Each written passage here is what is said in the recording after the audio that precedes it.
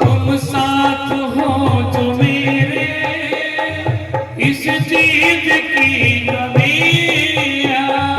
तुम साथ हो जो मेरे किस चीज की कमी है। यहाँ पर कोई देखो, यहाँ पर 2 साल 3 साल पहले यहाँ पर क्या था, कुछ था क्या? ये जगह थी खाली मंदिर है, पर देखो माँ भगवती महाराज जी ने वहां संकल्प लिया कि हम माँ के नाम पर भंडारा करेंगे, बाबे वाली माता।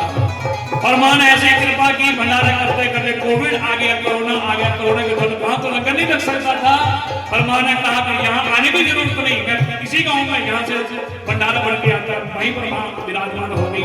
और आज देखो बिना मांगे, किसी से कोई पैसा नहीं मांगा जाता, और माँ की कृपा है, और बिना मांगे सब कुछ हो रहा है, क्योंकि वो उसके महाराज जी के साथ है, माँ की कृपा है। इसलिए क्या करना है, तुम साथ हो जो मेरे किस चीज की कमी है। तुम साथ हो जो मेरे किस चीज की कमी है। किसी और चीज की अब परवाह भी तो नहीं है। किसी और चीज की अब परवाह भी तो नहीं है। किसी और चीज की अब परवाह भी तो नहीं है। किसी और चीज की अब परवाह भी तो नहीं है। तेरी दया से ना सब मलमल हो रहा है। तेरी दया से ना सब मालामाल हो रहा है। करती हो तुम हो मैया, मेरा नाम हो रहा है। करती हो तुम मैया, मेरा नाम हो रहा है। तेरा आपकी कृपा से सब काम हो रहा है। मेरा आपकी कृपा से सब काम हो रहा है।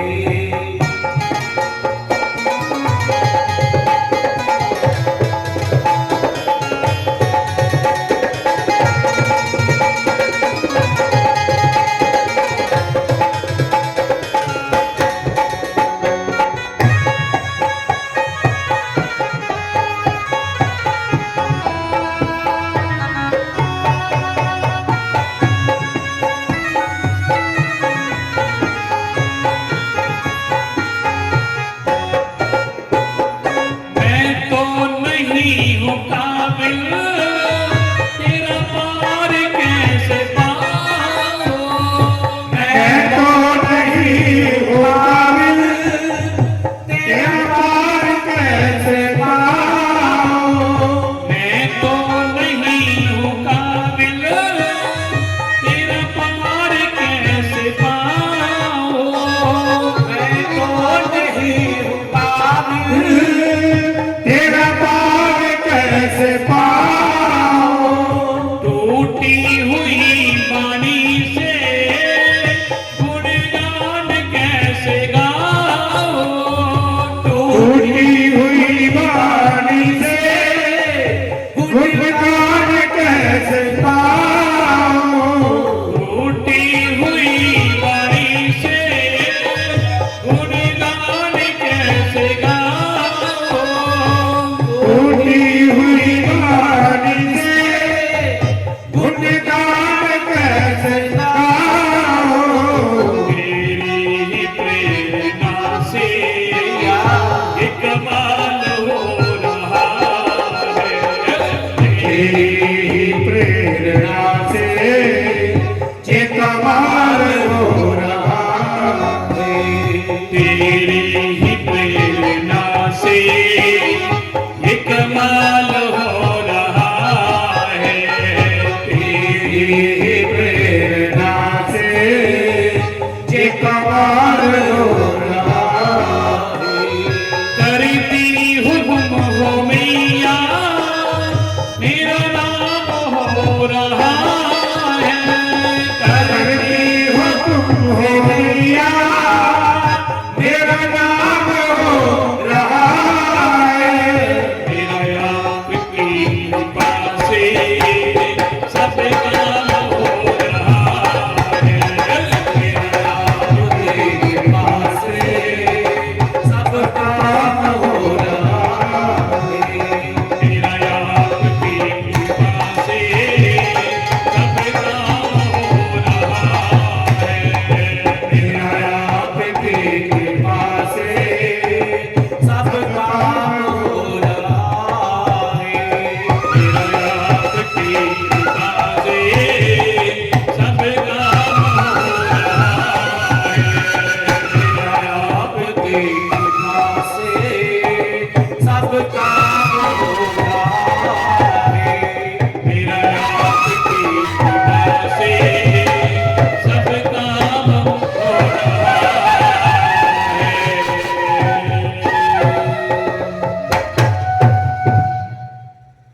मैं मेरी सच्चियां जोता वाली माता तेरी सदा ही जय। जयकारा शिव वाली दा बोल सच्चे दरबार की जय। तो मैं चर्चा कर रहा था सब भगवान की कृपा है सजनों। हमें जो भी कुछ मिला है जो कुछ मिल रहा है ये सब उस ठाकुर जी की कृपा है, गोविंद की कृपा है, मां की कृपा है, हमारा कुछ नहीं है। तो इसलिए अब यहां पर नारद जी को मैं चर्चा कर रहा था।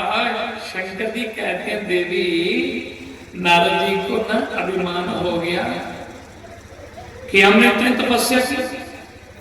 अब देखिए नारद जी को लगा कि एक काम ना करते हैं, हमारी तारीफ तो बड़ी हो रही है, चलो शंकर जी के पास जाते हैं, भोलेनाथ के पास चलते हैं।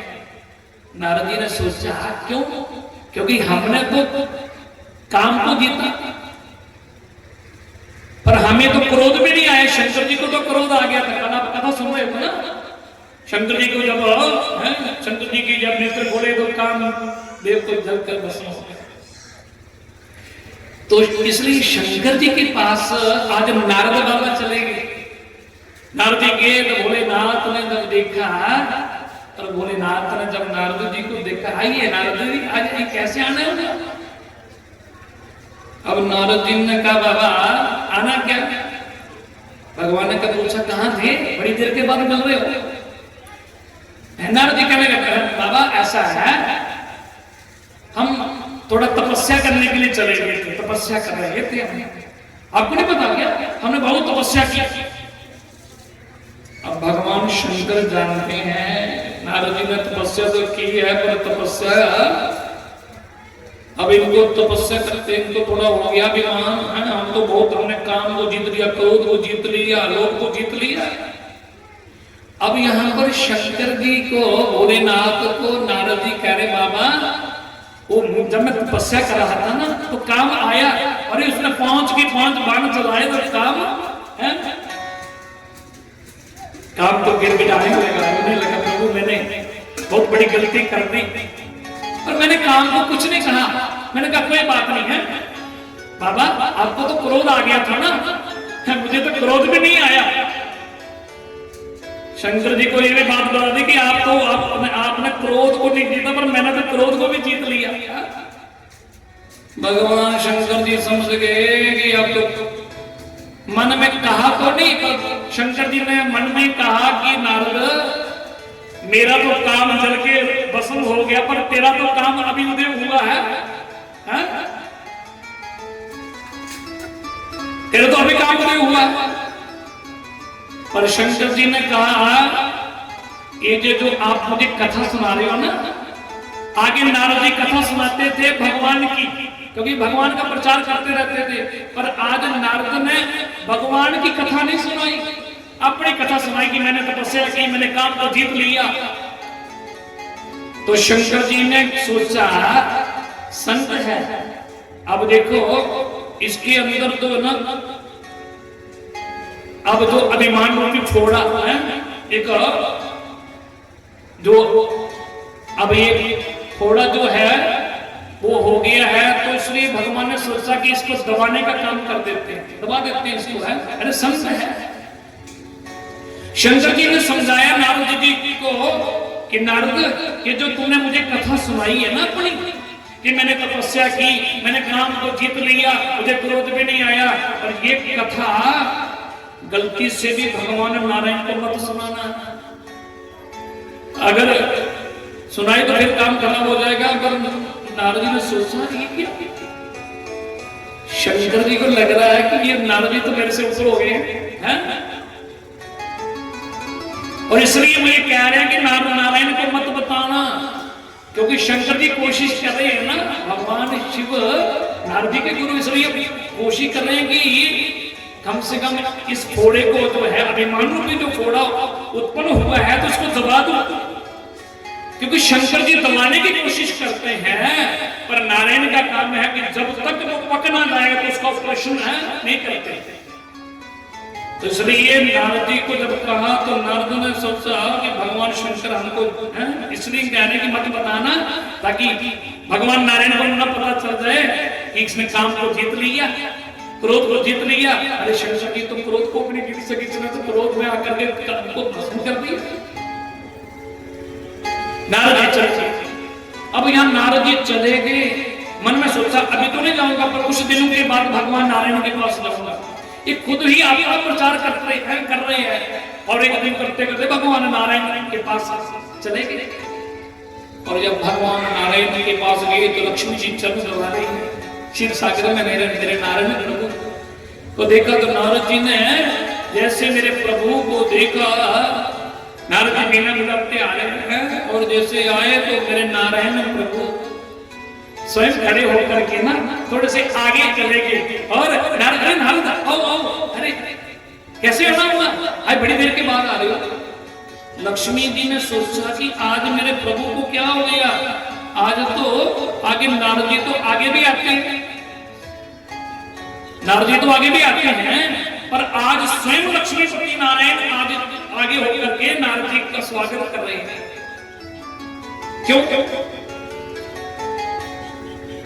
क्योंकि भगवान जानते हैं कि ये अब संत जो है नारद जी, इसके अंदर अभिमान आ गया है, अब इसका अभिमान तो दूर करना पड़ेगा, नहीं इलाज तो करना पड़ेगा।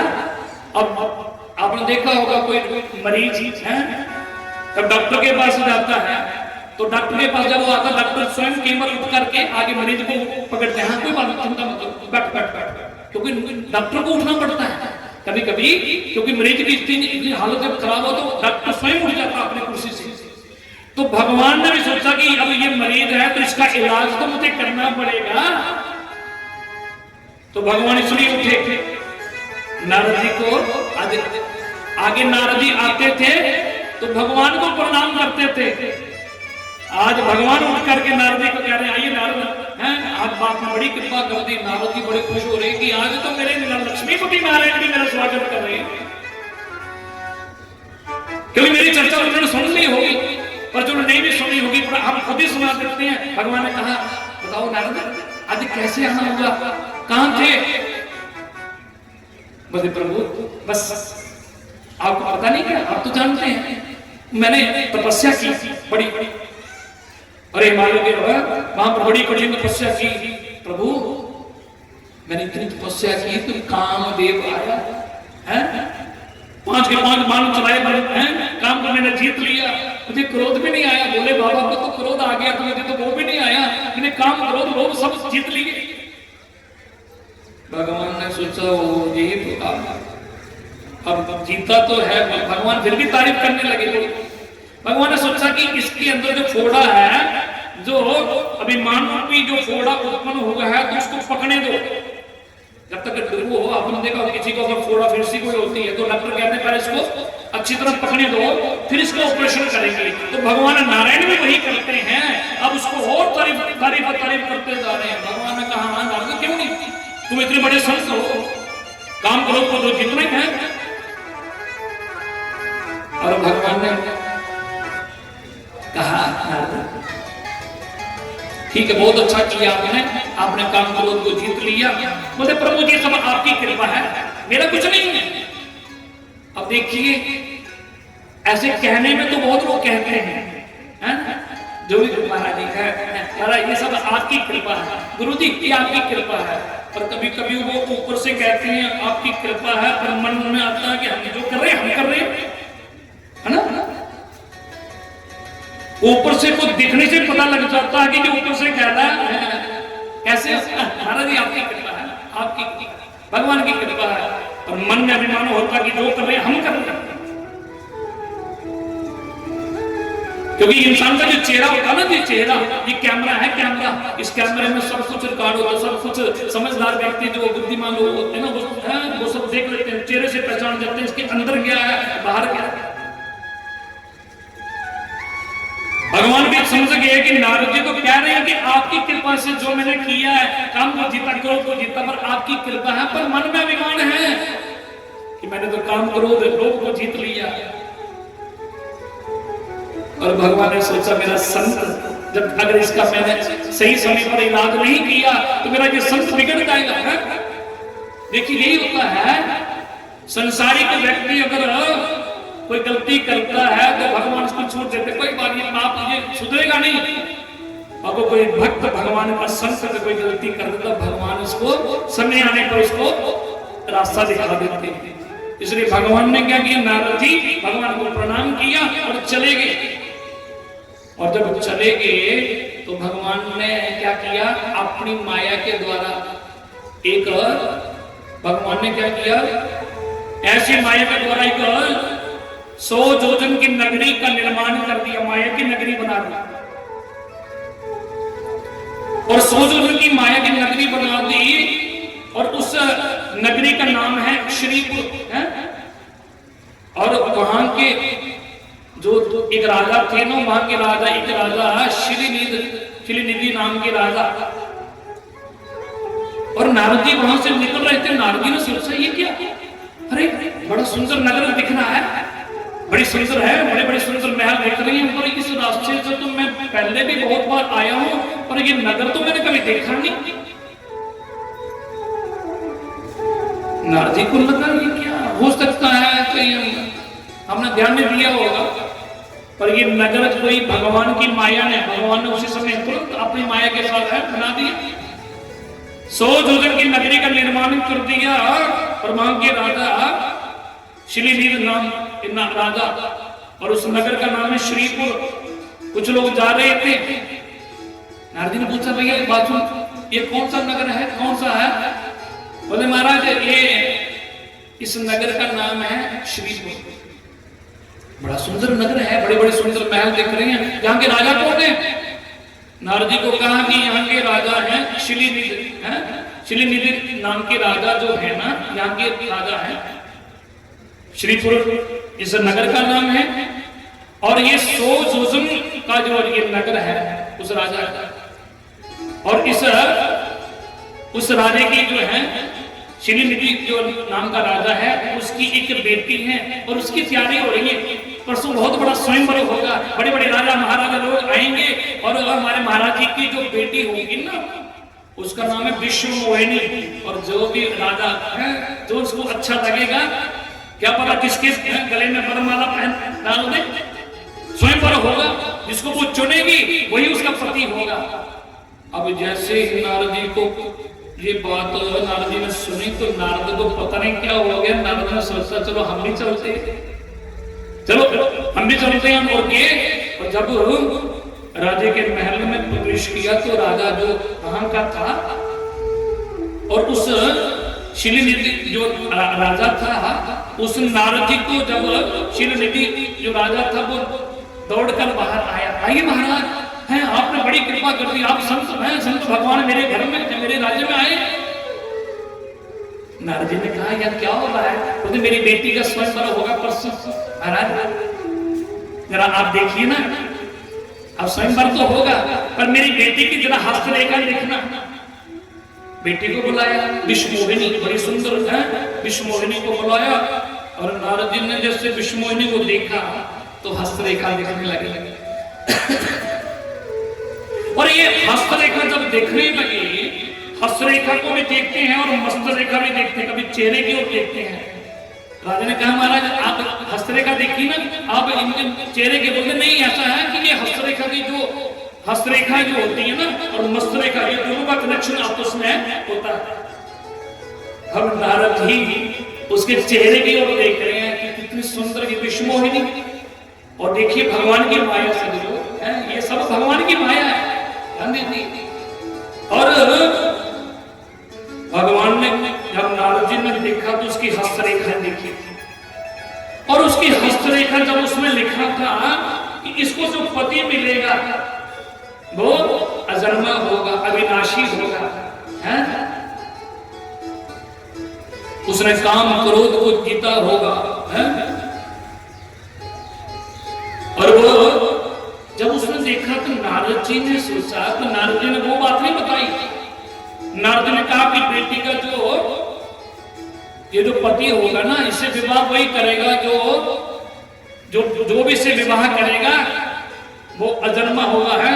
वो उसका ना जन्म होगा ना मृत्यु होगी, उल्टा बता दी। और ये भी कह दिया कि सारे संसार में सृष्टि के है वो मालिक बन जाएगा, सारी सृष्टि के नायक बन जाएगा। काम क्रोध को जिसने लोग को है जिसने जीता होगा। और नारद जी ने सच तो नहीं बताया, तो हस्तरेखा में लिखा था, और नारद जी के मन में आया अगर मैं इस के साथ विवाह कर लूं तो मैं तो काम क्रोध लोग को ऐसे भी मैंने जीता है, और भगवान नारायण के समान मुझे पद मिल जाएगा। अब क्या किया जाए? नारद जी को लगा कि अब इस रूप में हो सकता है, परसों तो स्वयंवर होगा, इस रूप में तो मुझे नारद है, अब संत के रूप में तो मुझे कहाँ ये इनकी बेटी जो है मुझे मेरे गले में वरमाला पहनाएगी। नारद जी ने सोचा कुछ ऐसा करता हूँ कि भगवान नारायण के पास जाता हूँ, उनको कहता हूँ कि मुझे अपना रूप दे दीजिए, क्योंकि भगवान तो नारायण ऐसा तो कुछ सुंदर है ही नहीं। इसलिए देखिए भगवान नारायण के पास जाने लगे। बोले महाराज तो श्रीनिधि राजा ने कहा जा रहे? बोले नहीं मुझे कोई काम पड़ गया, मैं जा रहा हूं और फिर मैं आऊंगा, और चले गए। अब देखिए जहां पर भगवान नारायण के पास ही क्यों गए? नारायण के पास शंकर जी के पास भी जाते, ब्रह्मा जी के पास जा सकते थे, कामदेव के पास जा सकते थे, अपना रूप दे दो, पर भगवान के पास गए क्योंकि नारद जी जानते हैं मेरा इलाज तो मेरे नारायण ही कर सकते हैं। और नारद जी को ये भी पता नारद मेरा ही, तो भगवान के पास गए और भगवान से कहा प्रभु, भगवान ने सोचा कि नारद जी मेरे पास आ गए, और नारद जी भगवान वहीं पर प्रकट हो गए। बोले हाँ नारद कैसे? बोले प्रभु मुझे अपना रूप दे दीजिए, मुझे विवाह करना है। भगवान ने कहा विवाह करना है? अरे कारण बताओ क्या? बोले नहीं अभी टाइम इतना नहीं है, आप मुझे अपना रूप दे दीजिए। भगवान ने कहा ये कोई बहन? अरे विवाह करते समय तो लोगों की गाड़ियां मांगते तो लोगों को देखा होगा है, अपनी गाड़ी दे दो मैंने विवाह करना में है, बरात में, पर रूप पहली बार में मांग रहा, अपना रूप मुझे दे दो।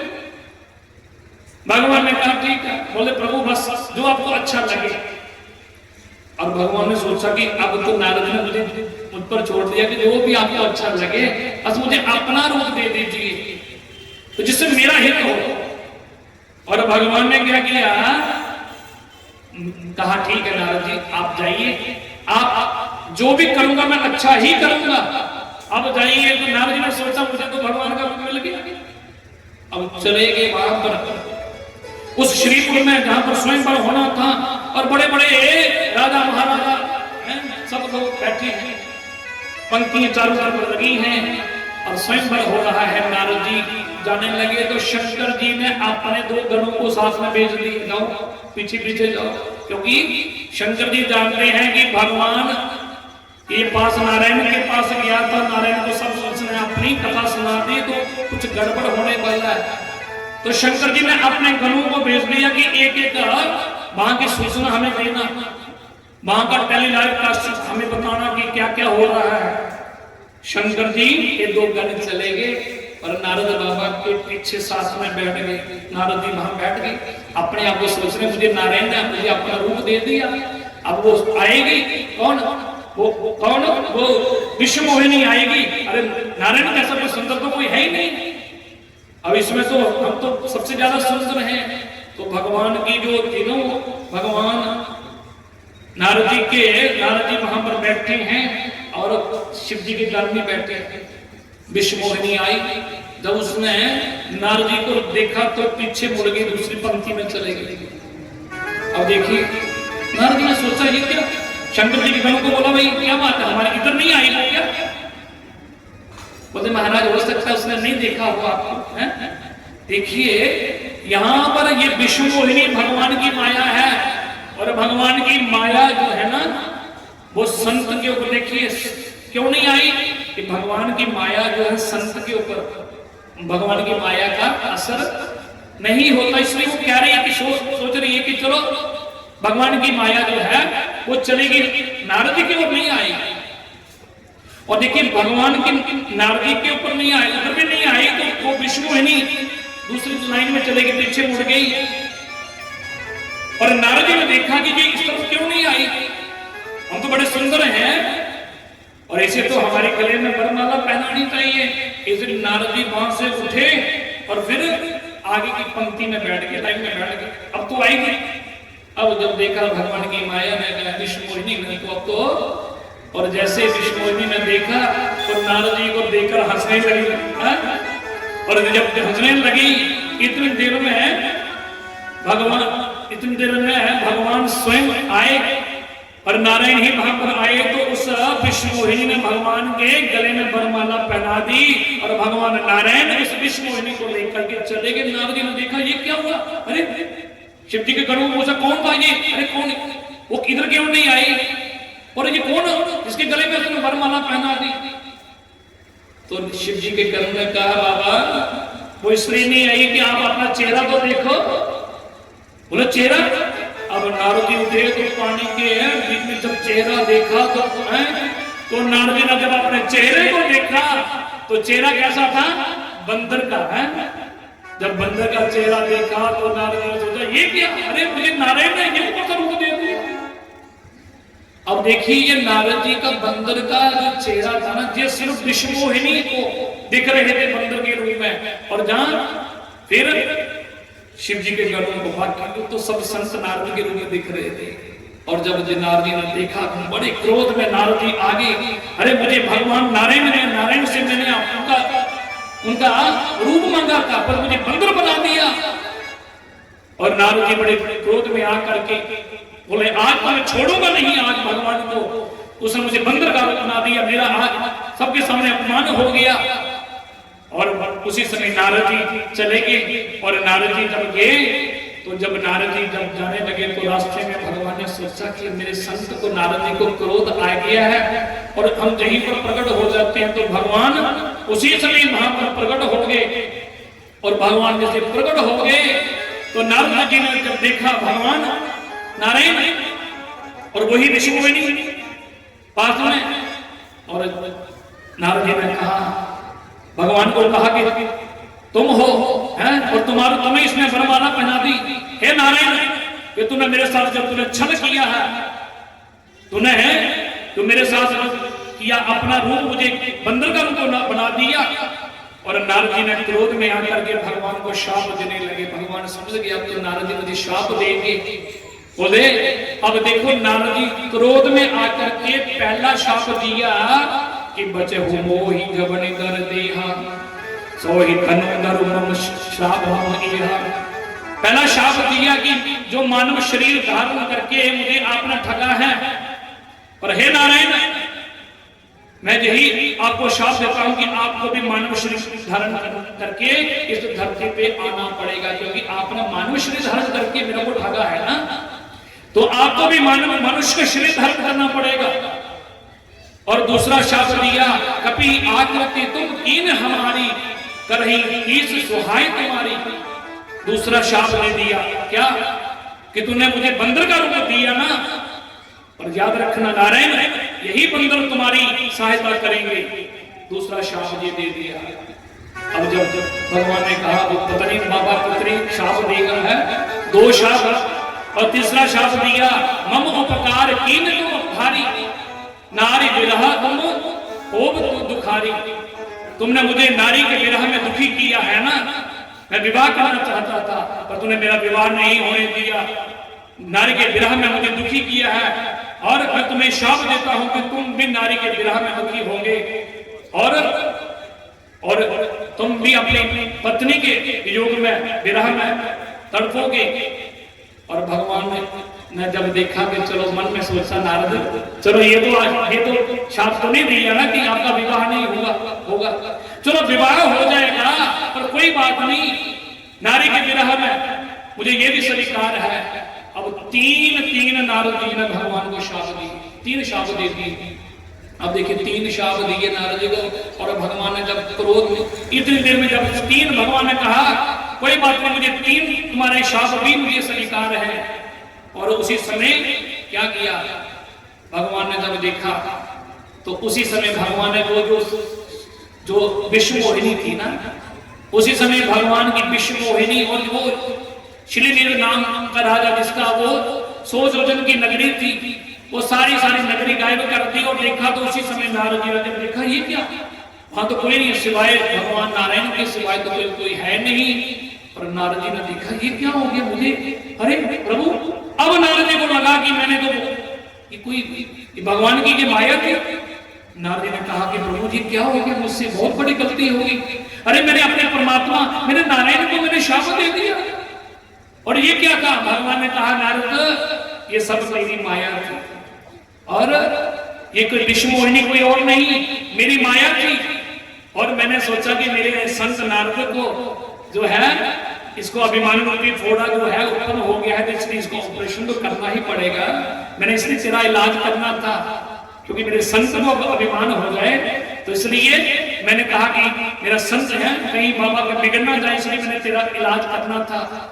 तो भगवान नारायण को कहा कि प्रभु मुझसे बहुत बड़ी गलती होगी, मैंने मेरा शाप झूठा हो जाए। भगवान ने कहा नहीं नारद ये मम इच्छा, ये मेरी इच्छा है, ये जो भी होता है ना ये सब मेरी इच्छा से ही होता है, तुम अपने आप को दोष मत दो। इसलिए तुम जाओ, तुम जा करके भगवान शिव के शत नाम का आश्रय लो।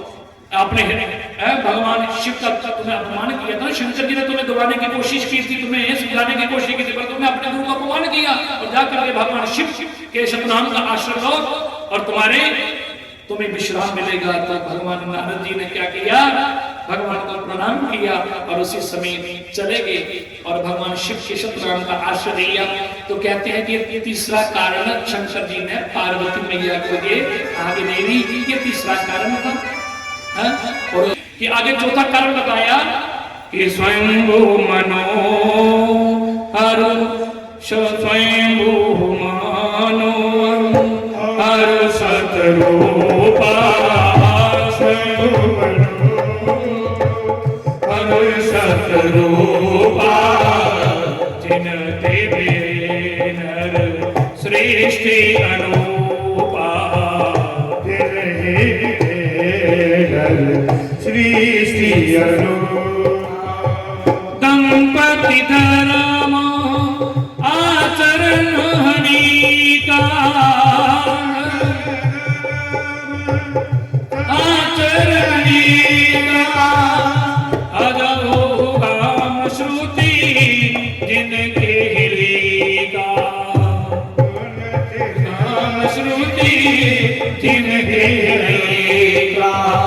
श्री राम जय राम जय जय राम, श्री राम जय राम जय जय राम, श्री राम जय राम जय जय राम, श्री राम जय राम जय जय राम।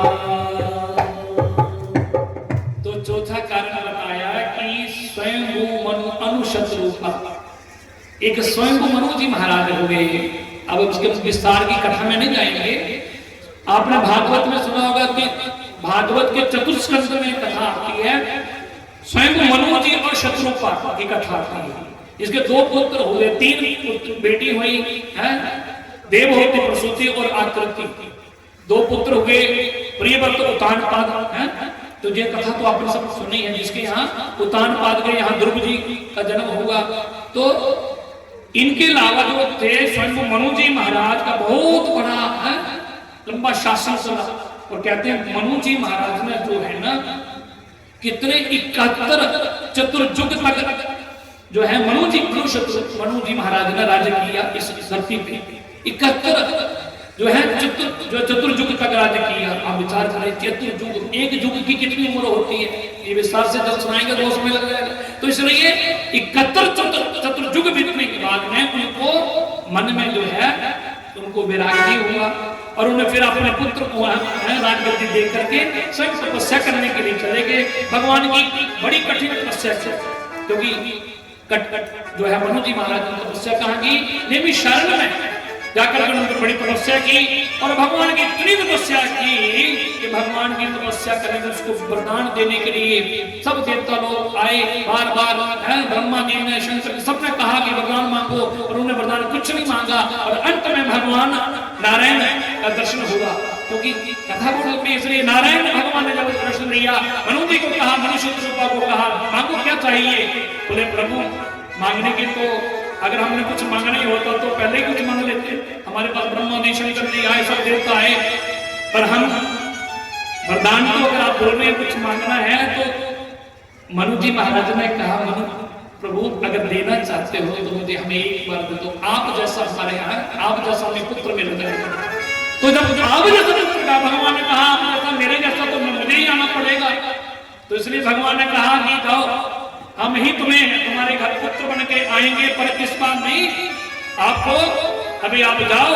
और भगवान ने कहा भजन करते करते आप जा करके स्वर्ग में वास करो, मेरे वैकुंठ में चलेगा। और उसके बाद जब त्रेता युग में तुम राजा दशरथ बनोगे, और मनु जी महाराज ने कहा आप दशरथ के रूप में आएंगे और आपकी जो पत्नी है शत्रुपा, ये कौशल्या के रूप में जन्म लेगी और आपके घर में स्वयं धरती पर अवतार लेके आऊंगा, आपके पुत्र बन के अवतार लूंगा।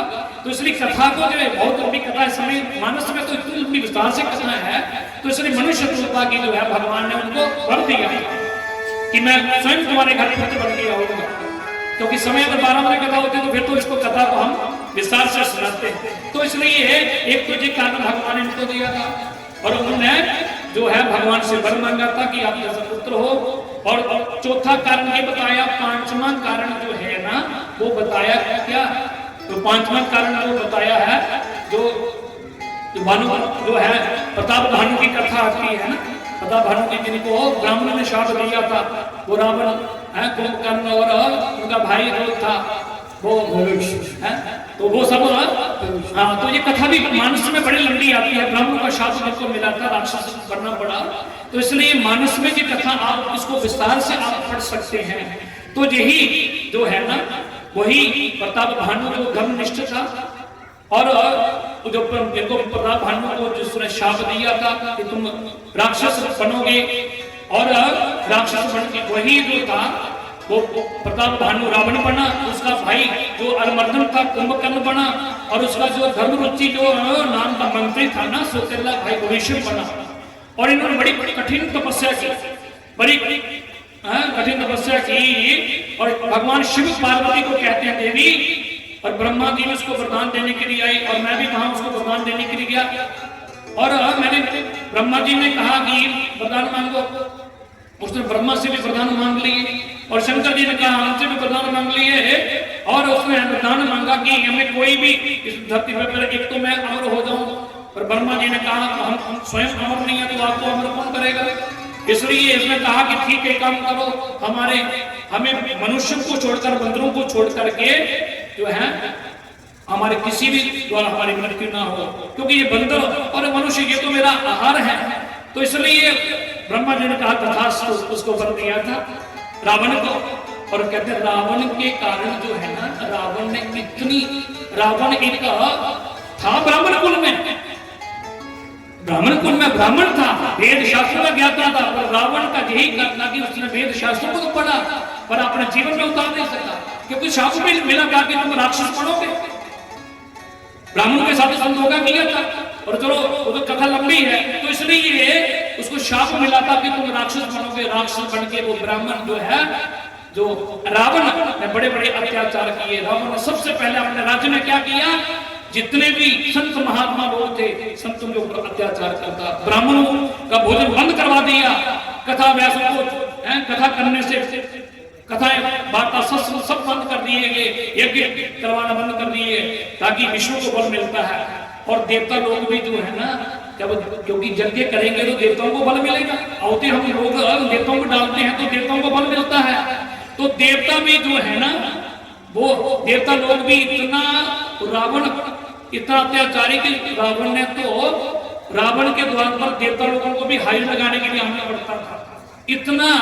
और उस रावण के अत्याचार से पृथ्वी जो है वो कांपने लगी, क्योंकि जब भी धरती पर अवतार, जब भी धरती पर पाप बढ़ता है ना, और मैंने पहले कहा कि जब जब हुई धर्म की हानि, बढ़ी असुर महाभिमानी, और तब तब धरी को विविध शरीरा हरे कृपानंद सज्जन पीरा। तो ये इसने रावण के अत्याचार के जब धरती माता ब्रह्मा की शरण में गई, धरती माता ने गाय का उदाहरण किया, ब्रह्मा के पास गई, ब्रह्मा ने कहा देवी भगवान स्वयं धरती पर अवतार लेंगे, और राजा दशरथ, अयोध्या के राजा दशरथ होंगे, और उनकी पत्नी जो है दशरथ, 3 रानियां, कौशल्या, कैकेयी और सुमित्रा, ये 3 हैं, थी ना। तो उनके कौशल्या के यहाँ भगवान स्वयं नारायण अवतार लेंगे, और भगवान के साथ जो है भगवान के दूसरे शेषनाग जी होंगे, आएंगे, और जो सुमित्रा है उसके भरत और शत्रुघ्न बन के आएंगे। तो ये पहले ही ब्रह्मा जी ने बता दिया कि भगवान स्वयं धरती पर अवतार लेंगे, देवी तुम्हारे कष्ट की निवृत्ति होगी। और इधर धरती माता जो है, क्योंकि धरती पर हम इतना भी, धरती माता कहती है मुझे किसी का भाव नहीं है, पर जब मेरे ऊपर पाप बढ़ता है ना, तो पाप का भाव मैं सहन नहीं कर सकती। तो इसलिए तो अब धरती भी जो है माता, सब देवता लोग भी इंतजार कर रहे हैं कि भगवान का अवतार होगा। और यहाँ पर भगवान शंकर पार्वती को कह रहे हैं कि भगवान तो, अब यहाँ सबने कहा कि भगवान कहाँ, भगवान को कहाँ ढूंढे, भगवान, चलो भगवान की स्तुति करते हैं, और भगवान कहाँ है, तो हर जगह है, हरे व्याप सर्वत्र समाना प्रेम के प्रकट होई मिल जाना है। तो भगवान तो हर जगह है। तो सभी देवताओं ने भगवान की स्तुति की, और भगवान ने स्तुति की, और भगवान ने कह दिया कि आकाशवाणी करने के देवताओं घबराओ मत, हम स्वयं राजा दशरथ के यहाँ पुत्र बन के अवतार लेंगे। अब यहाँ पर आइए, अब चलते हैं कहाँ पे, अब चलते हैं हम अयोध्या में चलते हैं, और यहाँ पर अयोध्या के जो है ना राजा है दशरथ जी, और गोस्वामी जी बड़ा सुंदर लिख रहे हैं, अवधपुरी रघुकुल मनि राओ, अवधपुरी रघुकुल मनि राओ, वेद विदित तेहि दशरथ लाओ, वेद विदित दशरथ लाओ, धर्म धुरंधर गुण निधि ज्ञानी, धर्म धुरंधर गुण निधि ज्ञानी, हृदय भक्ति पति शरणागति,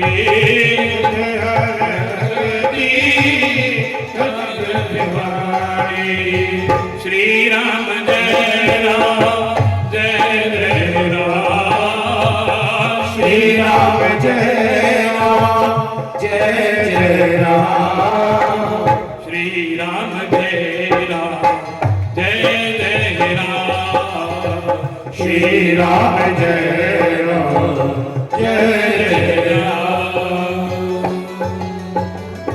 तो भगवान शंकर कह रहे हैं पार्वती की देवी, अवध के जहां पर बड़े बड़े राजा प्रतापी राजा हुए, अयोध्या के राजा, और सूर्यवंश के बड़े बड़े प्रतापी राजा हुए, और बड़े अच्छे तपस्वी राजा हुए, रघुधाम से जिसका रघुकुल चला, और उसी रघुकुल में एक राजा दशरथ हुए, और दशरथ जी का बड़ा अच्छा राज्य शासन चल रहा है, क्योंकि राजा दशरथ जो है अयोध्या के, अवध के जो राजा थे। बोलिए अयोध्या धाम की जय। अयोध्या का मतलब, अयोध्या किसे कहते हैं? यहाँ पर कोई कभी युद्ध नहीं हुआ हो। अयोध्या यहाँ पर कभी भी किसी के साथ युद्ध नहीं हुआ हो तो उसको अयोध्या कहते हैं। ये अवध धाम है, ये भगवान को बड़ा प्रिय है। और इस अवध में अवध के राजा हैं दशरथ। मन में विचार किया कि मेरा बड़ा अच्छा राज शासन चल रहा है, पर मेरे यहाँ संतान कोई नहीं है, और देखा कि संतान नहीं है, मेरा राज्य कैसे चलेगा? तो अपने गुरु जी के पास गए, क्योंकि जब भी कोई संकट आए ना तो हमें किसके पास जाना है? गुरु महाराज की शरण में जाना चाहिए। तो गुरु जी वशिष्ठ जी के पास गए, बोले गुरुदेव ये देखिए मेरा इतना अच्छा राज्य शासन चल रहा है, पर मेरे यहाँ संतान कोई नहीं है। वशिष्ठ जी ने कहा राजन तुम दुखी मत हो, एक काम करो, तुम एक काम करो, पुत्र कामेष्ठी यज्ञ करो। पुत्र कामेष्ठी यज्ञ करने से तुम्हारे यहाँ एक नहीं 4 संतानें होंगी। वशिष्ठ जी ने तो पहले कह दिया 4 पुत्र होंगे। अब ये बोले महाराज ठीक है आप यज्ञ करवाइए।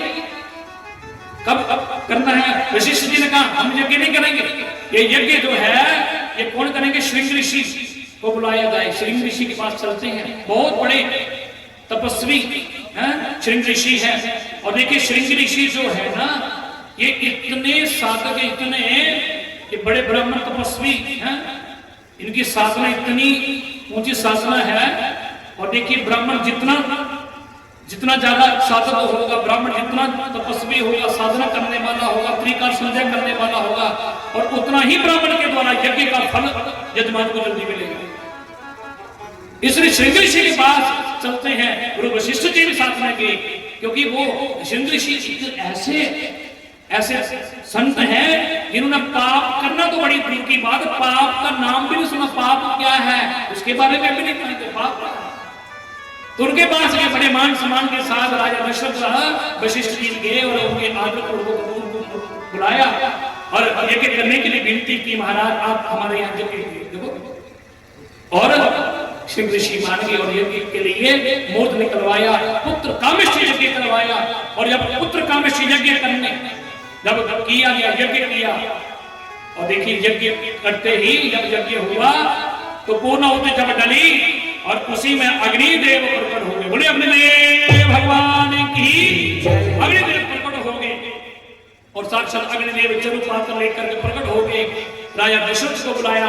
वशिष्ठ जी ने कहा राजन आओ, देखिए तुम्हारे यज्ञ से अग्निदेव प्रकट हुए हैं, और ये जो है ये चरु का जो है पात्र तुम अपनी पत्नियों को, रानियों को बांट दो। अब क्या किया, यहाँ पर चरु पात्र जो था ना रानी को बराबर बांट। पहले तो कहीं रामायण में कहीं आता है कि उसने दशरथ जी ने एक हिस्सा उसमें से जो चरु था ना खीर की, एक इसको दिया, कौशल्या को दिया, और एक इसको दिया, केकई को दिया है?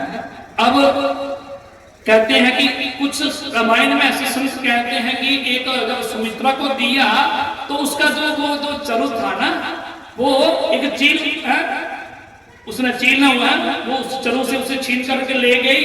और वो जाकर के वो जो चील थी उसने क्या किया, वहां पर अंजनी माता जो भगवान शिव की भक्त थी, उसने अंजनी माता की गोद में वो चरु पड़ा और वही उसने उस प्रसाद के रूप में ग्रहण किया, जिसके यहाँ हनुमान जी की उत्पत्ति हुई। कहीं कथा ऐसी भी आती है? पर यहाँ रामायण के मानस में ऐसा है कि कहते हैं कि कौशल्या को जो एक हिस्सा दिया और उसको केके को दिया, और उनको दोनों को कहा कि तुम अपने में से निकाल करके और उसमें से आधा आधा हिस्सा निकाल करके सुमित्रा को दे दो। केके ने भी दे दिया और कौशल्या ने भी दे दिया, और 2 बार वो प्रसाद मिल गया। जब 2 बार लिया तो सुमित्रा ने कहा बहन पर दिया है, अगर मेरे यहाँ 2 पुत्र हुए तो मैं आपसे वायदा करती हूँ कि मेरे दोनों पुत्र आपके पुत्रों की सेवा में लग जाएंगे। तो इसलिए समय आने पर आज जब तीनों रानियां जो हैं वो गर्भवती हुई, अब यहाँ पर भगवान शंकर कह रहे हैं, यज्ञवल्क्य मुनि भरद्वाज जी को कथा सुना रहे हैं कि अब यहाँ पर जो है अब समय आ रहा है, अब चैत्र मास है, मीना गिरा चैत्र मास, भगवान राम जी चैत्र मास और शुक्ल पक्ष। अब देखिए यहाँ पर भगवान का अवतार होने वाला है और प्रभु के अवतार से पहले तो देवता लोगों ने स्तुति का कर दी, तो स्तुति देवताओं ने स्तुति की किसकी? देखिए राम माँ के गर्भ की स्तुति कर रहे हैं। आप भागवत कथा में भी सुने तो वहां पर जो है देव की मैया की गर्भ की स्तुति की है। गर्भ का मान बढ़ाने के लिए भगवान देव को देवता लोग गर्भ की स्तुति कर रहे हैं। धन्य है माँ कौशल्या का गर्भ जिसके यहाँ भगवान अवतार देकर आ रहे हैं। अब देखिए यहाँ पर चैत्र मास जब चारों सब लोग जो है अपने कौशल्या मैया अपने महल में है, सुमित्रा अपने महल में है और कैकेयी अपने महल में है।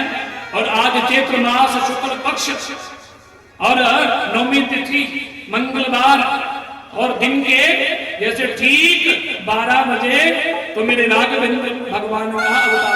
राघवेंद्र सरकार की अब देखिए भगवान का अवतार हुआ।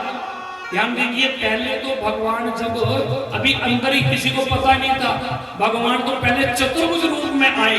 भगवान ने कौशल्या मैया को दर्शन दिए और कौशल्या मैया क्या कौशल्या मैया स्तुति करने लगी भगवान की। मैया ने स्तुति की पर भगवान ने कहा मैया ये स्तुति तो वैकुंठ में भी होती है और यहाँ मैं स्तुति सुनने के लिए नहीं आया हूँ। यहाँ तो मैया ने कहा कि आप भगवान बन के आए हो। तो भगवान ने कहा अपने पुत्र के लिए बोला था, तपस्या की थी, मनुष्य शत्रुपा के रूप में तपस्या की थी, बड़ी कठिन तपस्या। और हमसे वरदान मांगा था कि आप पुत्र बन के आइए, तो मैं पुत्र बन के आ गया। तो मैया ने कहा प्रभु तो ये अगर पुत्र बनने के लिए कहा था तो आप पिताश्री बन के क्यों आगे? आप तो भगवान बन के आए चतुर्भुज में रूप में, क्या इस रूप में भगवान आते हैं क्या? तो आप पुत्र बनने के लिए कहा था तो पुत्र बन के आइए। ये जो आप चतुर्भुज रूप में आप आए हैं शंख चक्र गदा लेकर के, तो इसलिए भगवान ने कहा क्या करना पड़ेगा भैया? बोले भगवान ने कहा अब ऐसा करते हैं इसमें संशोधन कर लेते हैं। तो भैया ने कहा काम करो, पुत्र इतना बड़ा नहीं होता, छोटे हो जाओ। राम जी छोटे हो गए, अब छोटे हो गए तो मैया ने कहा भगवान ने कहा तो ठीक है। बोले नहीं अभी भी ठीक नहीं। क्या? उसे बेटे का जब जन्म होता है उसकी 4 भुजाएं नहीं होती, 2 भुजाएं होती हैं। तो भगवान ने 2 भुजाएं गायब कर दी। बोले अब तो ठीक है। बोले अभी भी ठीक नहीं। क्या? बोले जब बेटे का जन्म होता है तो ये शरीर पर जो आपने बड़े बड़े सुंदर है पीतांबर पहना है, बड़े हीरे मोती रत्न पहने हैं, तो बेटे का जन्म होता है तो नंगा होता है। तो भगवान ने कहा इसका मतलब हमको भी नंगा होना पड़ेगा। भगवान छोटे से हो गए नंगे हैं क्योंकि बेटे का जब पुत्र का जन्म होता है तो भगवान छोटे से बालक बन गए। अब भैया ने कहा अभी भी ठीक नहीं। क्या? बोलते अभी भी जब बेटे का जन्म होता है तो उसे रोना पड़ता है, तो बेटा रोता है। भगवान ने कहा हम क्यों रोएंगे? अरे रोना तो संसारी लोगों का काम है। तो भगवान मैया ने कहा संसार किसने बनाया है? बोले हमने। बोले फिर नियम तो आपके ऊपर भी लगेगा, आपको भी रोना पड़ेगा। तो भगवान ने कहा तो मुझे ये भी करना पड़ेगा। चलो कम से कम भगवान ने कहा चलो संसारी लोग ये ना सोचे कि हम रोते हैं। तो भगवान ने कहा चलो हम भी इनमें शामिल हो जाते हैं। भगवान अब रोने लगे और जैसे ही रोने की आवाज सुनी तो इतनी देर में जब सबने देखा कि अरे क्या लगता है हमें, अरे कौशल्या के यहाँ सब लोगों को सूचना मिल गई कि कौशल्या का यहाँ पुत्र को जन्म दिया। और इतनी देर में कि कैकेयी के वहां सूचना मिली, वासियों ने कहा अरे कैकेयी महारानी के यहाँ में पुत्र हुआ है और सुमित्रा के यहाँ दोनों पुत्रों को जन्म दिया है। और यहाँ पर सब अवध में जो है जैसे जैसे लोगों को पता चला अवध में सब लोग खुशी मनाने के दशरथ जी को, कौशल्या को और सबको बधाई देने के लिए आए हैं। बोले राघवेंद्र सरकार की जय, बोले राघवेंद्र सरकार की जय, बोले लक्ष्मण जी महाराज की, बोले भरत जी महाराज की, बोले शत्रुघ्न जी महाराज की, चारों भाइयों की। तो चारों भाई की आज देखो यहाँ पर अवध में जो है सब लोग बधाई गा रहे हैं और हम लोग एक बधाई गाएंगे, उसके बाद भगवान की फिर आरती करेंगे। तो सब लोग क्योंकि भगवान का अवतार है तो इसलिए क्षमा चाहूंगा महाराज जी से कि कोई 5-7 मिनट 10 मिनट का, क्योंकि बधाई तो राम जी का अवतार होगा तो इसलिए बधाई सब लोग बड़े प्रेम और भाव से गाएंगे। देख चलो बड़े बड़े प्रेम भाव से गाएंगे। कौशल्या जी के आंगन में बज रही आज बधाई, कौशल्या जी के आंगन में बज रही आज बधाई, कौशल्या जी के आंगन में बज रही आज बधाई, कौशल्या के आंगन में बज रही आज बधाई, कौशल्या जी के आंगन में बज रही आज बधाई, कौशल्या जी के आंगन में बज रही आज बधाई, कौशल्या जी के आंगन में बज रही आज बधाई।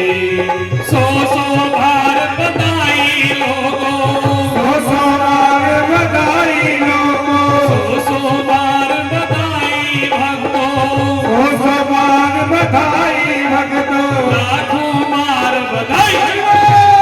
आंगन में बज रही आज बधाई, कौशल्या जी के आंगन में बज रही आज बधाई, कौशल्या जी के आंगन में बज रही आज बधाई, कौशल्या जी के आंगन में बज रही आज बधाई। बधाई हो, बधाई हो, क्योंकि आज मां के चरणों में आज मेरे राघवेंद्र सरकार का अवतार हुआ है, राम जी का अवतार हुआ है। पहली बधाई तो मां को, भैया बधाई हो, बधाई हो, और दूसरी बधाई किसको देनी है? मुझे महाराज जी को बधाई देनी है। महंत जी बधाई हो, बधाई हो, आप सभी को बधाई हो। बधाई हो।